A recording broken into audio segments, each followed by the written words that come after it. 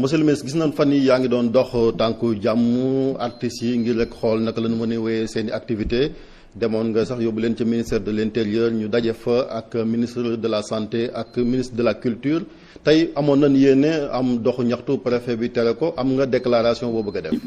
vraiment que artistes yi mën a liggéey ndax aussi période la boo xamante ci la ñuy liggéey mais malheureusement mbas mi ñëwaat ak benn densité bu metti donc si la ñuy jóg nag def médiation bi pour fexe dem gisi ministre de la culture dem seeti ministre de l'intérieur boobu ba tey ñu ngi waxtaan ñu am ay gisee yu bari ñu def ñun dajaloo nañu dem nañu gis nañu président ba wax ko mbir mi je pense que décision pour jàppale artistes yi dina génn tey wala suba incha allah président dina ko def te loolu yëpp nag mu nekk loo xam ni que pour essayer jàppale artistes yi ci fin d'année bi nga xam ni que vraiment metti na économiquement socialement te am nañu yaakaar ne daal malgré li ñu teree sitting bi incha allah décision dina génn tey wala suba pour jàppale artistes yi dàmp leen daal situation bi metti na.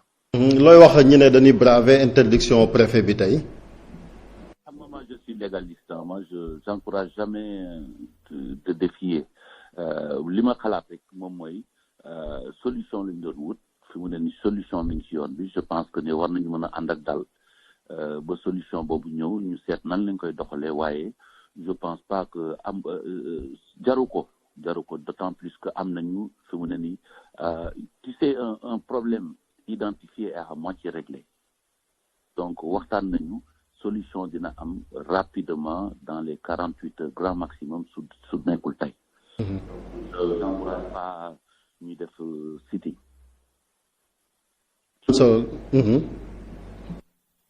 mën ko wax donc au-delà de l'interdiction mënul ñoo jàpp ni kon dinañ ubbi saal yi mais ndimbal li dina jóge ci gouvernement bi jëm ci artistes yi.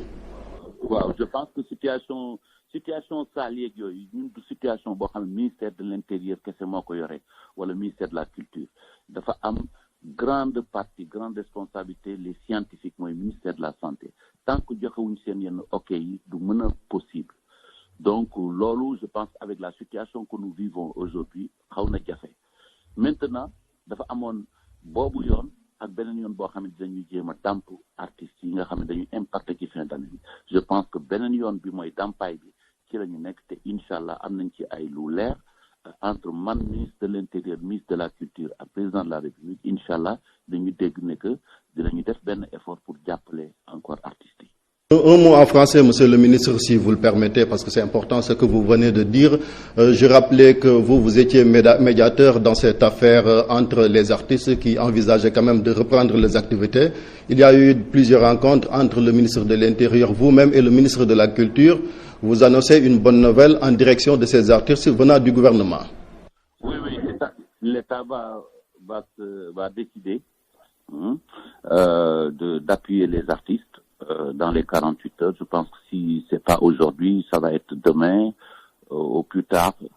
Et je crois que aujourd'hui, la situation est difficile pour les artistes. Depuis 10 mois, les artistes n'ont pas travaillé. Depuis 10 mois, c'est vrai que l'État a fait un geste, mais c'était pas suffisant par rapport à ce que les artistes espéraient avec la fin de l'année. Et la pandémie est revenue, donc aujourd'hui nous sommes dans une situation de blocage et nous avions, par rapport à notre médiation, pensé aussi à un plan B. Le plan B, c'est de pouvoir appuyer un peu les artistes vers la fin de l'année, pour que quand même qu'ils souffrent un peu. Et je pense que ça c'est acquis et nous pensons que ça va tomber d'un moment à l'autre. Donc je pense que c'est mieux que rien. C'est mieux que rien parce que quand même nous avons une part de responsabilité sur vraiment aussi des débordements avec cette pandémie-là aussi si nous insistons trop. Que dire maintenant à ces personnes-là qui avaient quand même décidé de manifester contre la volonté des autorités puisque le préfet de Dakar a interdit cette manifestation? Oui, mais je pense qu'un problème déjà identifié et à moitié réglé. Aujourd'hui, nous avons identifié le problème. Il y a des décisions qui vont tomber.